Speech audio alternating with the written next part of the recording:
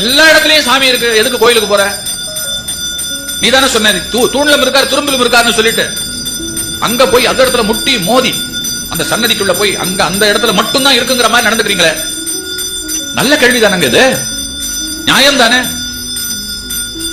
அதுக்கு காஞ்சி பெரியவர்ல அவர்கிட்ட கேட்கும் பொழுது அவர் ரொம்ப அழகா பதில் சொன்னார். உடம்பு பூரா ரத்தம் ஓடுகிறது, ஆனா ரத்தம் எனக்கு வேணும் அப்படின்னும் போது ஏதாவது ஒரு இடத்துல ஊசியை குத்தி தானே எடுக்கிறேன் இல்லையா? பசுவோட உடம்பு பூரா பால் இருக்கு, ஆனா அதனுடைய மடி வழியா தானே நாம எடுக்கிறோம். இப்ப மடின்னு ஒண்ணு தேவை இல்லையா, ஒரு வழி வேணும் இல்லையா? அது போல எங்கும் நிறைந்த இறையை ஒரு குறிப்பிட்ட புள்ளியில இருந்து வெளிப்பட செய்து பற்றிக் கொள்ளுகிறோம், அவ்வளவுதான் அப்படின்னாரு. இந்த பதிலை எப்படி மறுக்க முடியும்? இந்த பதிலை எப்படி மறுக்க முடியும்? சாமிக்கு நிவேதனம் வைக்கிறோம், நம்ம பசங்க கேட்கறாங்க சாமி சாப்பிடுன்னு தெரிஞ்சா வைப்பாரா? நிஜமா எங்க அப்பா இருக்காரு, நிஜமா சாப்பிடுவாருன்னு தெரிஞ்சா இவ்வளவு எல்லாம் செஞ்சு வைக்கவே மாட்டாங்க. எங்க வீட்டுல எந்த வீட்லயும் வைக்க மாட்டாங்களே. கோகுலாஷ்டமிக்கு என்னென்ன பண்ணி வைக்கிறோம் கொண்டாந்து, அவ்வளவும் காலி ஆயிரும்னு தெரிஞ்சா செய்யவே மாட்டோமே. கடவுளுக்கு நாம கொடுத்து என்ன, அவர் தான் நம்ம கொடுக்கணும்.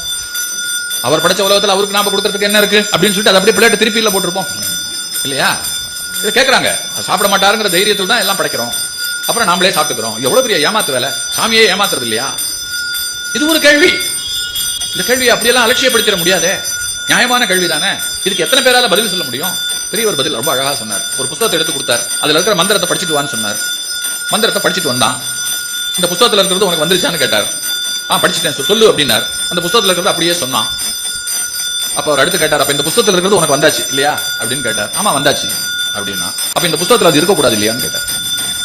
ஏன்னா அதான் இங்க இருந்து அங்க வந்துருச்சு இல்ல அப்படின்னா. அவன் சொன்னா அது எப்படி அச்சடிச்சது அங்கேயே தானே இருக்கும், அது எல்லாரும் எவ்வளவு வேணா எடுத்துக்கலாம், எடுக்க எடுக்க அது குறையாது இல்லையா அப்படின்னா. அப்படித்தான் நிவேதனம், வாசம் அவனுக்கு, அன்னம் நமக்கு. வாச வடிவத்தில் அவன் எடுத்துக் கொள்ளுகிறான், அது குறைவதில்லை. புயுக்தியான, அறிவை கடந்த, சிந்திப்பதற்கு கஷ்டமான பல கேள்விகள் நான் சும்மா சாம்பிளுக்கு சொன்னேன்.